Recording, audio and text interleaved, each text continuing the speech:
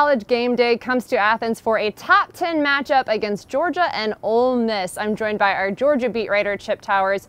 Chip, what's the biggest thing you are looking forward to about this matchup? Like we talked about last week against Missouri, we don't get many close anticipated games around these parts. Lane Kiffin, right? You know, I mean, I really personally enjoy the whole Lane Kiffin thing, whatever it is. It's hard to describe, isn't it, really? I mean, he's a character. He is a character for sure.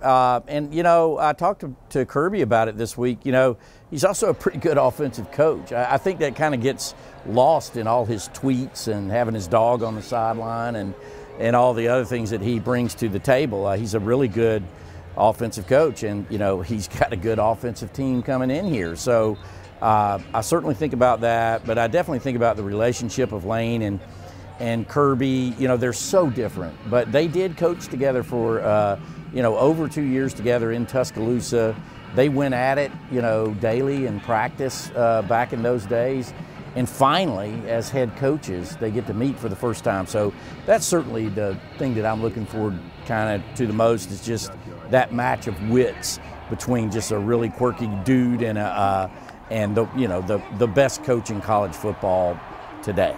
And definitely fortunate that Georgia gets this game at home. It'll be a night game, crazy atmosphere we expect. Let's talk about Amarius Mims. It sounds like he's back at practice. Maybe it's possible that he could play. And then Jamon Dumas-Johnson, sounds like a fractured forearm for him. Sounds like it's not likely he will play. How could injuries factor into this game for Georgia? Well, I'll start with Pop first, right? Jamon Dumas-Johnson. I mean, you know, obviously, you know, he's Georgia's middle linebacker, defensive captain, calls the shots, calls the plays, interprets the plays from the sideline. That's big, especially coming into a game like this. And as you know, I spoke to him briefly after the game, and he says, gonna try. And, you know, Kirby, everybody's ears pricked up in his weekly press conference when he says they are looking for some innovative ways, you know, that he could play. Could be gamesmanship, I don't know. The fact of the matter is Georgia's loaded at inside linebacker. Now, they're young, and there's no way that whoever steps in there is going to have, you know, certainly the wisdom that Pop brings to the position. But they definitely have the athleticism, and, you know, Pop hadn't been perfect and has struggled at times. So we'll see how that works out. The Mims Trust thing is really interesting. We got to speak to Xavier Truss after for the weekly press conference. And, you know, I was talking to some other writers. What do we read into that exactly? You know, does that mean, yeah, they need Truss to come through? Or is it, you know, a deflection again? Because, I mean, Kirby's not above that type of gamesmanship. So we'll see, you know, at the end of the day what that breaks down to. But I think, you know, either way, Xavier Truss and now Amarius Mims, this is 2 full weeks of practice. So he should, if he didn't play, he's real close to playing. Ole Miss is second in the SEC in sacks. What do you need to see from this offensive line and quarterback Carson Beck? Well, they need to play better. Now, I think overall Georgia's really good against pressure. If you look at Carson's numbers, and I can't cite them right here, but they're very good when he's blitzed. But bottom line, you don't want your quarterback getting hit or get taken down. And I think a lot of that is sort of manifested, what am I trying to say? It's tempered by run game. So it's kind of like Georgia's O-line wasn't great at running the football. Now, Dejon Edwards did a great job. Kendall Milton did a great job. A lot of that was kind of Bobo just sort of sticking with the run and wearing them down. But I think they need to establish a much more formidable run game early to be able to stave off, because listen, that's the one thing Ole Miss does.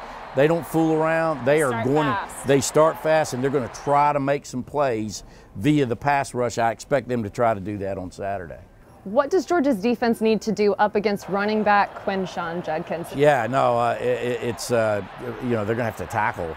I mean, that's the biggest thing. Kirby talked about, you know, his lower body just being different, and you look at his production; it's just through the charts. So that's the thing that's a little bit of a misnomer about Ole Miss and Lane Kiffin. You tend to think about them just throwing the ball all over the place, and they do. They're all about explosive play, but they run the football as physical as any team in the SEC, and so when he's going to get his, but when you have an opportunity to take him on one-on-one, you're going to have to bring him down.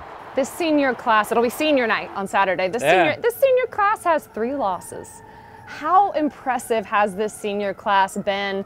And what has this been like for you to get to cover this group? Yeah, that's a good point. Thanks for making it about me, it's Sarah. All about I mean, my record's pretty good over these 4 years too. It's so interesting, you have guys like Xavier Truss who's already walked through senior day, and now they're back. Kirby pointed that out during media day, and but yeah, this is best since the early 1980s, and so you can't scoff at that. I mean, those guys have been unbelievably productive, a great senior class, and it's interesting. It's a 7 o'clock game.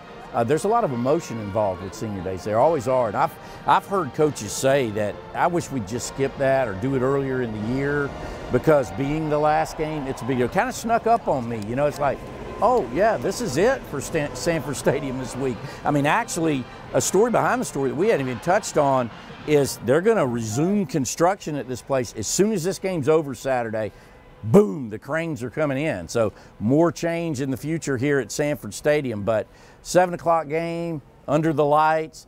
We've had the time change now, so it's going to be dark from the beginning.